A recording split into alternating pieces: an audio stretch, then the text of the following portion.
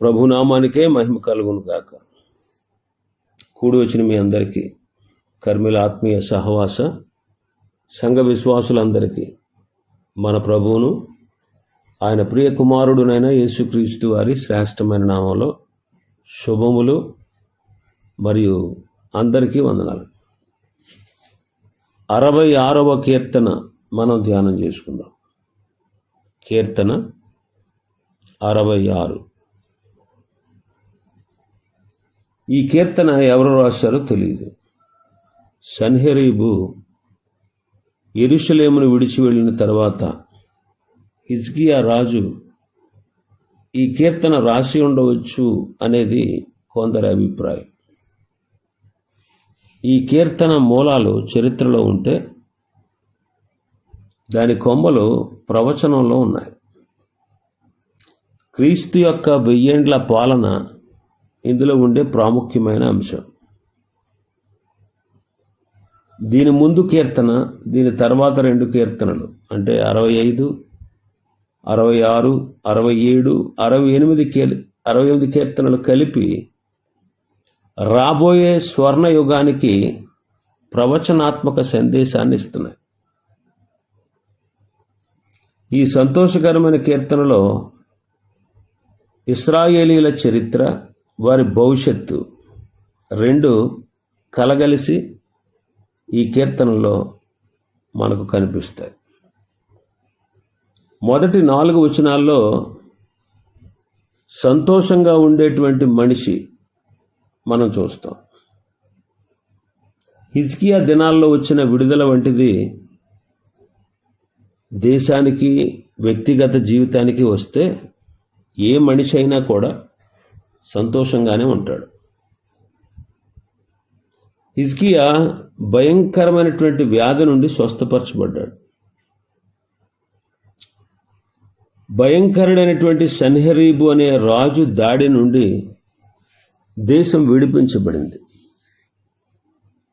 మరణ భయం అతనిలో నుండి తొలగిపోయింది. మరో 15 సంవత్సరాల ఆయుష్ దయచేసినట్టు దేవుడు వాగ్దానం చేశాడు. ఓటమి భయం కూడా తప్పిపోయింది. అష్షూరీయులు ఎంత ఘోరంగా మొత్తబడ్డారంటే ఇంకా వాళ్ళు ఎప్పుడూ కూడా పరిశుద్ధ పట్టణమైన యెరూషలేము వైపు తలెత్తి కూడా చూడలేదు. కాబట్టి ఇన్ని సంతోషాలతో ఉన్నటువంటి వ్యక్తి, అతని ఆత్మ మండుతూ ఉందన్నమాట. మొదటి 2 వచనాలు మనం చూస్తే, సర్వలోక నివాసులారా దేవుని గూర్చి సంతోష గీతము పాడుడి, ఆయన న్యాయ ప్రభావమును, ఆయన నామ ప్రభావమును కీర్తించుడి అంటున్నాడు.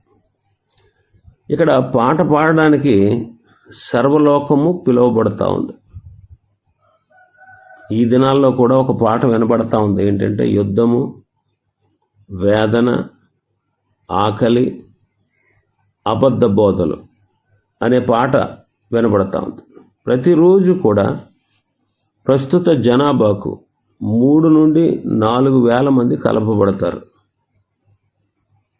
వీరందరికీ ఆహారం కావాలి.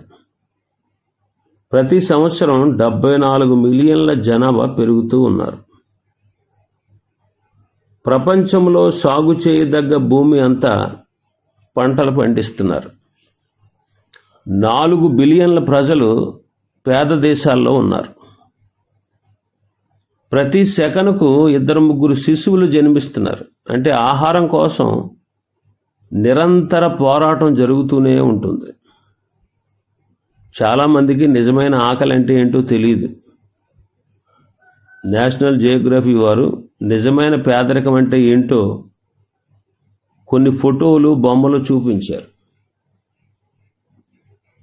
వాటిలో ఒకటి బంగ్లాదేశ్లో ఉన్న ఒక చిన్న పిల్లవాడి ఫోటో. వాడు నగ్నంగా ఉన్నాడు, ముఖం పక్కకు తిప్పుకున్నాడు, తల చాలా పెద్దదిగా ఉంది, కాళ్ళు చేతులు పొల్లల్లాగా ఉన్నాయి. తిండి లేక వాడి కీళ్ళు వాచిపోయాయి అన్నమాట.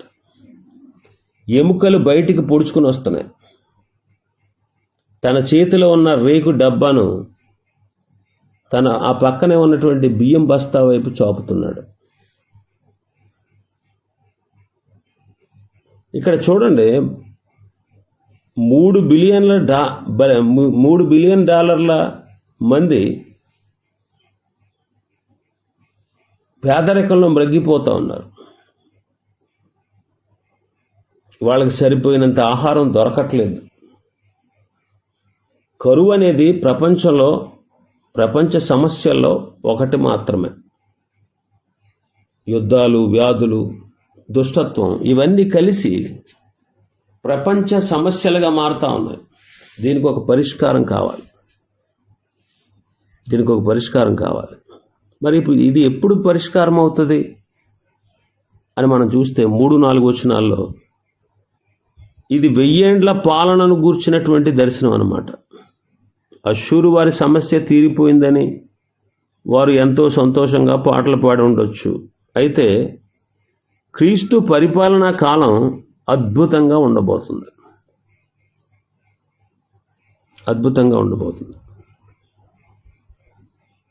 3వ వచనాన్ని మనం చూస్తే 2-3 వచనాలు, ఆయనకు ప్రభావమును ఆరోపించి ఆయనను స్తోత్రించుడి, ఇలాగు దేవునికి స్తోత్రము చెల్లించుడి. నీ కార్యములు ఎంతో భీకరమైనవి, నీ బలాతిశయమును బట్టి నీ శత్రువులు లొంగి నీ యొద్దకు వచ్చెదరు అంటున్నాడు. హెర్మగెద్దోను యుద్ధం తర్వాత ప్రపంచ దేశాలు యూదుల మీద యుద్ధం ఇక చెయ్యరు. ఎందుకంటే దెబ్బలు తిన్న కుక్కల వలె వారు లొంగుబాటుకు వస్తారు. 1000 ఏండ్ల పాలనలో పుట్టిన పిల్లలకు కరువులు కానీ, వ్యాధులు కానీ, శ్రమలు కానీ, యుద్ధాలు కానీ తెలియవు. క్రైస్తవ కుటుంబాల్లో పుట్టిన పిల్లలకు సువార్త అంటే కొంతమందికి ఇష్టం ఉండదు. క్రైస్తవ కుటుంబంలో పుట్టిన పిల్లలకు సువార్త ఇష్టం ఉండనట్లే అప్పుడు పుట్టిన పిల్లలకు కూడా దేవుని మహిమ నచ్చదు. కీర్తనకారుడు 1000 ఏండ్ల పరిపాలన తర్వాత జరిగేవి చూడడం లేదు. కీర్తనకారుడు హెచ్చరికిస్తున్నాడు, నీ కార్యములు ఎంతో గంభీరమైనవి, ఆయనకి ఎవరు లొంగి వస్తారో చెబుతున్నాడు. 4వ వచనంలో మనం చూస్తే, సర్వలోకము నీకు నమస్కరించి నిన్ను కీర్తించును, నీ నామమును బట్టి నిన్ను కీర్తించును అంటున్నారు. ఆ దినాల్లో సర్వదేశాలు ఆయనకు నమస్కరించాల్సిందే. ఇష్టమైతే నమస్కరించడం కాదు. ఈ దినాల్లో సువార్త విని ఇష్టమైతే నమ్ముకుంటున్నారు. కానీ ఆ దినాల్లో యేసు ప్రభువుని ఆరాధించాలి అనేది ఒక ఆజ్ఞ అన్నమాట. అది ఎప్పుడో నిర్ణయించబడింది. ఏ భూగోళం మీద అయితే ప్రజలు దేవుని కుమారుని చంపారో అదే భూమి మీద ప్రజలందరూ ఆయనను ఆరాధించాలి.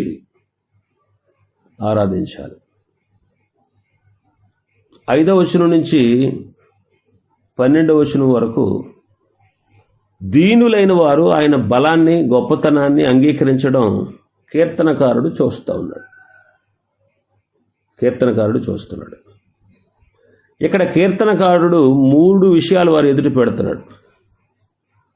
ఒకటి ఆహ్వానం. 5వ వచనం చదివితే, దేవుని ఆశ్చర్య కార్యములను చూడరండి, నరుల ఎడల ఆయన జరిగించు కార్యములను చూడగా ఆయన భేకరుడై ఉన్నాడు అంటున్నాడు. ఆశ్చర్యపడుతున్న ప్రజలను ఆయన యెరూషలేమునకు రమ్మని పిలిచి దేవుని యొక్క బలాన్ని చూడమంటున్నాడు. యేసుక్రీస్తు వారు యెహోషాపాతు లోయలో తీర్పు తీర్చడానికి జనాంగాలను సమకూర్చును అని రాయబడి ఉంది. దాని నుండి తప్పించుకున్న వాళ్ళు ఆ భయంకరమైన దృశ్యాన్ని ఎప్పటికీ మర్చిపోలేరన్నమాట. 6వ వచనం చదివితే, ఆయన సముద్రమును ఎండిన భూమిగా చేసెను, జనులు కాలి నడకనే దాటిరి, అక్కడ ఆయన యందు మేము సంతోషించితిమి అంటున్నాడు. ఇక్కడ కీర్తనకారుడు హెబ్రీ చరిత్రలోకి చూస్తున్నాడు. సముద్రం అంటే ఎర్ర సముద్రం, కాలి నడకన అంటే యోర్దాను నదిని దాటిన సందర్భాన్ని గుర్తు చేస్తున్నాడు. దేవుడు తన శక్తి చేత ఇశ్రాయేలీయులను ఐగుప్తుల నుండి తెచ్చాడు. తన శక్తితో కనాను దేశంలో ప్రవేశపెట్టాడని అర్థం. కాబట్టి దేవుడు తన ప్రజలను సగమే రక్షించి ఎప్పుడు విడిచిపెట్టలేదు. 7వ వచనం చూస్తే, ఆయన తన పరాక్రమం వలన నిత్యము ఏలుచున్నాడు. అన్యజనుల మీద ఆయన తన దృష్టి ఉంచి ఉన్నాడు. ద్రోహులు తమ్మును తాము హెచ్చించుకొన తగదు అంటున్నాడు. మారు మనసు లేని మానవ హృదయం కీర్తనకారుడికి తెలుసు. అది ఎంత తిరుగుబాటు చేస్తుందో తెలుసు. 1000 ఏండ్ల పాలనలో ఉండే ప్రజలు తిరుగుబాటు అనే మాట కూడా మీరు తలంచొద్దు అంటున్నాడు. ఎందుకంటే ఆయన శక్తివంతుడైనటువంటి దేవుడు. కాబట్టి దేవుని గొప్ప మార్గాలను బట్టి వాళ్ళు దీనులయ్యారు అంటున్నాడు 8వ వచనం నుంచి 12వ వచనం వరకు. ఇప్పుడు మరలా కీర్తనకారుడు దృష్టి ఇశ్రాయేలు మీదకు మళ్ళింది. 8-9 వచనాలు మనం చూస్తే ఇశ్రాయేలులను కాపాడుట మనం చూస్తున్నాం. జనులారా, మా దేవుని సన్నుతించుడి, గొప్ప స్వరముతో ఆయనను కీర్తించుడి. జీవప్రాప్తులుగా మమ్మల్ని కలుగజేయవాడు ఆయనే, ఆయన మా పాదములు కదలనియ్యడు అంటున్నాడు. ఇశ్రాయేలు ప్రజలందరికీ ఒకప్పుడు వాళ్ళు వెంటాడి వేధించబడి ముక్క చెక్కలైపోయినటువంటి జనాంగం. ఒక జాతిగా మిగలకూడదో లేకపోతే పూర్తిగా నాశనమైపోవాలని అనేక శతాబ్దాలుగా అనేక దేశాల వారు ఎదురు చూసినటువంటి జనాంగం ఇశ్రాయేలు జనాంగం. అయితే జీవప్రాప్తులుగా మమ్మల్ని చేయువాడు ఆయనే అంటున్నాడు భక్తుడు. ఆయన మా పాదములు కదలనియ్యడు అంటున్నాడు. ఆ వాక్యం యూదుల పట్ల 1000 ఏండ్ల పరిపాలనలో నెరవేరబోతుంది. మానవ మహాసముద్రంలో తనకంటూ ఒక ప్రత్యేకతను నిలబెట్టుకున్న జనాంగం జారిపోయే స్థలాల్లో నిలబడినా అది పడిపోలేదన్నమాట. ఇప్పుడు వారికి ఒక సొంత దేశం, దానికి గుర్తింపు ఉన్నాయి. వారిని నాశనం చేయాలనుకునే దేశాల మధ్యలో స్థిరంగా ఇజ్రాయేలు దేశం నిలబడింది. దేవుడు ఇశ్రాయేలును కాపాడుతున్నాడనే సత్యం అనేక దేశాలు వారు తెలుసుకోవాలనేది కీర్తనకారుని యొక్క ఉద్దేశం అన్నమాట. ఆయన ఇశ్రాయేలును పరీక్షిస్తాడు. 10వ వచనం నుంచి మనం చదివితే, దేవా, నీవు మమ్మల్ని పరిశీలించి ఉన్నావు, వెండిని నిర్మలము చేయి రీతిగా మమ్మల్ని నిర్మలము చేసి ఉన్నావు. నీవు బందీగృహములో మమ్మను ఉంచితివి, మా నడుముల మీద గొప్ప భారములు పెట్టితివి, నరులు మా నెత్తి మీదకి ఎక్కినట్లు చేసితివి అంటాడు. హిజ్కియా దినాల్లో ఉన్న పరిస్థితులను బట్టి ఇది నిజమే అని మనం నమ్మాలి. ఎందుకంటే అష్షూరు సైన్యాలు వేసిన ముట్టడి వలన ఇశ్రాయేలీలు ఓటమి అంచుల వరకు వచ్చేసి ఎంతో నిరాశ చెందారు. హిజ్కియా కూడా ఒక పాఠం నేర్చుకోవాల్సి ఉంది. అతని అద్భుతమైన స్వస్థతను గూర్చి తెలిసి అతనిని అభినందించడానికి దూరదేశమైన బబులోను నుండి రాయబారులు వచ్చారు. వాళ్ళు హిజ్కియాతో సంధి చేసుకుని ఆ ఇద్దరు కలిసి అష్షూరును ఎదిరించవచ్చు అనేది బబులోను వారి యొక్క ఉద్దేశం. వారి పొగడ్తలకు హిజ్కియా సంతోషపడిపోయాడు. ఒక హెబ్రీ రాజుగా తాను ఏది చేసినా దేవుణ్ణి అడిగి చెయ్యాలనే విషయాన్ని హిజ్కియా మర్చిపోయాడు. అందుకే అతడు చేసిన పనిని బట్టి ప్రవక్త అయిన యెషయా అతన్ని గద్దించవలసి వచ్చింది. అతని కాళ్ళు వలలోనికి రానిచ్చాడు దేవుడు. అష్షూరీయులు యెరూషలేమును ముట్టడించలేకపోయినా కొన్ని పట్టణాలను వాళ్ళు పట్టుకున్నారు. అయితే అంత్య దినాల్లో ఇశ్రాయేల్ వారు కొలిమిలో శుద్ధి చేయబడతారు. దేవుడు తన ప్రజలను పరిశీలిస్తాడు, శుద్ధి చేస్తాడు. మహాశ్రమలు ఇశ్రాయేల్లో ఉన్న మస్టును కాల్చేస్తాయి. అప్పుడు వారు మేలిమి బంగారంలా తయారవుతారు. తన ప్రజలు ఎలా ఉండాలని మొదటి నుండి ఆయన కోరుకున్నాడో అలాగా అనేకులకు వారు దేవుని మహిమ చూపించేవారుగా ఉంటారు. ఇంకా మనం చూస్తే 12వ వచనంలో ఇశ్రాయేలీలు అభివృద్ధి చెందుతారు. మేము నిప్పులలోనూ నీళ్లలోనూ పడితిమి, అయినను నీవు సమృద్ధి గల చోటికి మమ్మల్ని రప్పించి ఉన్నావు అంటాడు. సమృద్ధి అనే మాట పాత నిబంధనలో అరుదుగా కనిపిస్తుంది. 23వ కీర్తనలో దావీదు అంటాడు, నా గిన్నె నిండి పొర్లుచున్నది అంటున్నాడు. సమృద్ధి నా గిన్నె నిండి పొర్లుచున్నది. ఈ రెండు మాటలకు హెబ్రీ మూలపదం ఒకటే. అంటే సమృద్ధి గల చోటు ఇశ్రాయేలుకు రాబోయే దినాల్లో జరగబోతూ ఉంది. అంత్య దినాల్లో సమృద్ధి మాత్రమే కాకుండా వారి గిన్నె నిండి పొర్లుతుంది. ఇంకా 13వ వచనం నుంచి 20వ వచనం వరకు మనం చూస్తే ఇక్కడ కీర్తనలో మార్పు వచ్చిందని అందరికీ తెలుసు.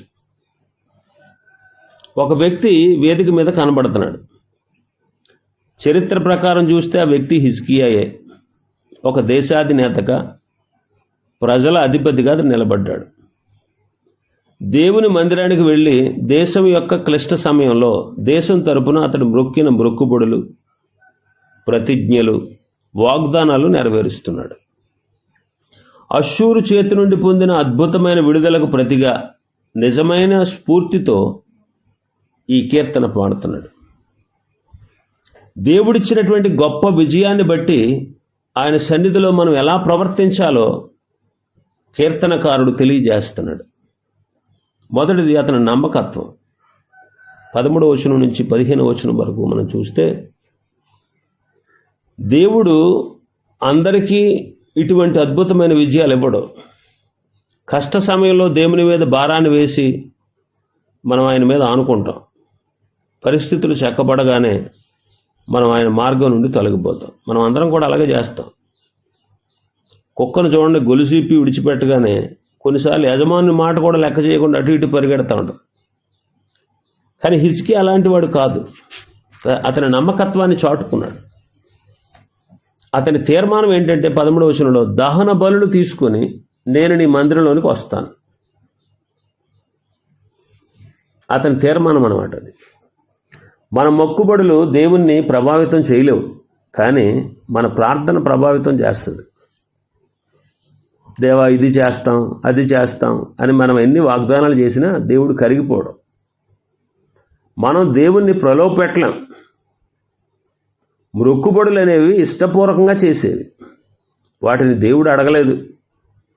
అయితే నీవు మొక్కుబడి చేస్తానని ఒప్పుకుంటే మాత్రం నువ్వు చెల్లించకుండా ఉండడానికి వీల్లేదు.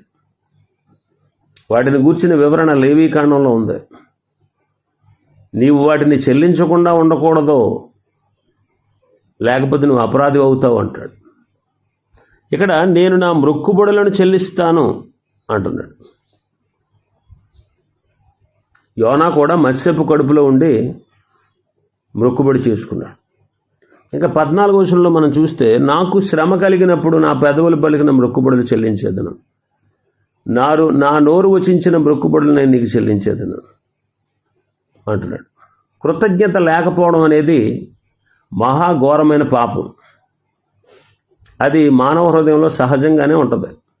చూడండి, 10 మంది కుష్ఠరోగులు స్వస్థపరచబడ్డారు.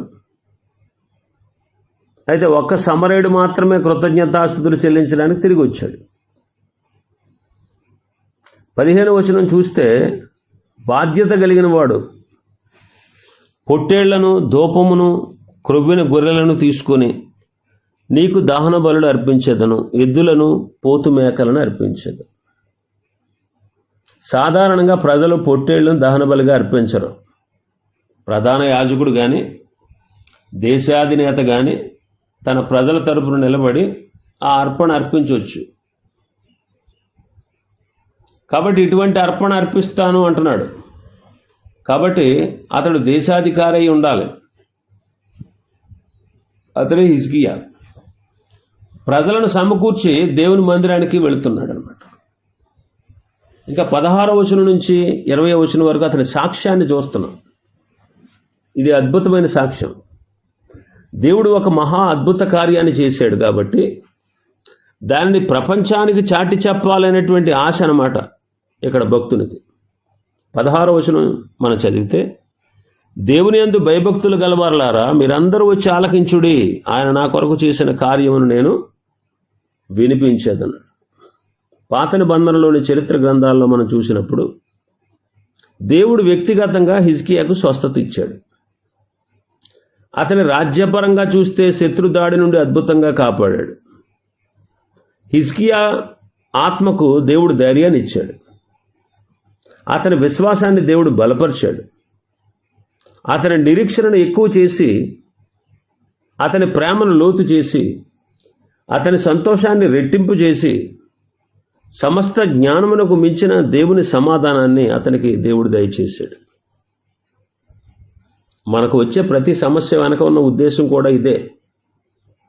దేవుడు మనకు సమస్యలు రావడానికి అనుమతిస్తాడు, దాన్ని పరిష్కరిస్తాడు. దానిని బట్టి కృపలోను దేవుని గురించిన జ్ఞానంలోనూ మనల్ని ఎదిగేటట్టు చేస్తాడు. ప్రతి సమస్య మన ఆత్మకు మేలు చేసేదిగా దేవుడు చేస్తాడనమాట. ఇంకా 17వ వచనంలో అతడు చేసింది ఏంటో చూద్దాం. 17వ వచనంలో, ఆయనకు నేను మొరపెట్టి తిని అప్పుడే నా నోట శ్రేష్టమైన కీర్తన ఉండేను అంటున్నాడు. తన క్లిష్ట పరిస్థితుల్లో హిజ్కియా ముఖం మార్చుకొని కూర్చోలేదు, దేవుని విమర్శించలేదు, కానీ దేవునికి మొరపెట్టాడు, ప్రార్థన చేశాడు. ఒక కష్టం వచ్చినప్పుడు మన స్పందన ఎలా ఉంటుందంటే, నాకెందుకు రావాలి, నేను నమ్మకంగా చర్చికి వస్తున్నాను కదా, దశంభాగాలు ఇస్తున్నాను కదా, దేవుని పరిచర్యలో పాల్గొంటున్నాను కదా, నాకే ఎందుకు ఇలా వచ్చింది. ఇటువంటి వైఖరి మనం ఓడిపోయేలా చేసి, మన మీద మనం జాలిపడేలా చేసి, ప్రశ్నించేలా చేస్తుంది. దేవుని యొక్క ప్రేమను, దేవుని యొక్క శక్తిని, దేవుని యొక్క జ్ఞానాన్ని ఇలాంటి వైఖరి శంకించేలా చేస్తుంది. కాబట్టి భక్తుడు మొరపెట్టాడు. ఇంకా మూడవదిగా మనం చూస్తే, అతడు తెలుసుకున్నది ఏంటో మనం చూస్తున్నాం. 17వ వచనం నుంచి 20వ వచనం వరకు తన అనుభవాలను ఒక్కసారిగా తలంచుకొని కీర్తనకారుడు ప్రార్థనకు 3 ప్రాథమిక సూత్రాలను తెలుసుకున్నాడు. కీర్తనకారుడు ప్రార్థనకు 3 ప్రాథమిక సూత్రాలను తెలుసుకున్నాడు. ఏంటంటే, ఒకటి, పాపం అనేది ప్రార్థనను ఆటంకపరుస్తుంది అని.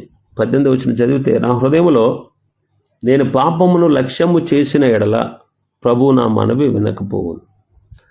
నాలో పాపమున్నదని ప్రభువు నాకు చూపించాడు, అది అలాగే విడిచిపెట్టకుండా ఒప్పుకోకుండా ఉంచితే నా ప్రార్థన వ్యర్థం అంటున్నాడు.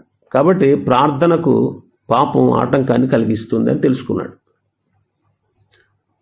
రెండవది, 19వ వచనంలో దేవుడు ప్రార్థన వింటాడు. అందుకే భక్తుడు అన్నాడు, నిశ్చయముగా దేవుడు నా మనవి అంగీకరించి ఉన్నాడు, ఆయన నా విజ్ఞాపన ఆలకించి ఉన్నాడు. ప్రార్థనకు ఆటంకంగా ఉన్న వాటిని మనం తీసేస్తే మన ప్రార్థన ఆయన సన్నిధికి నిరాటంకంగా చేరుతుంది. కాబట్టి ఆయన మన ప్రార్థన వినడానికి ఎప్పుడు కూడా సిద్ధంగానే ఉంటాడు.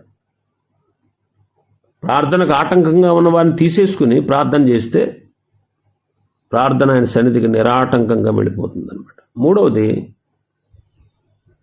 కృప అనేది ప్రార్థన చేయడానికి సహాయం చేస్తుంది అంటున్నాడు 20వ వచనంలో.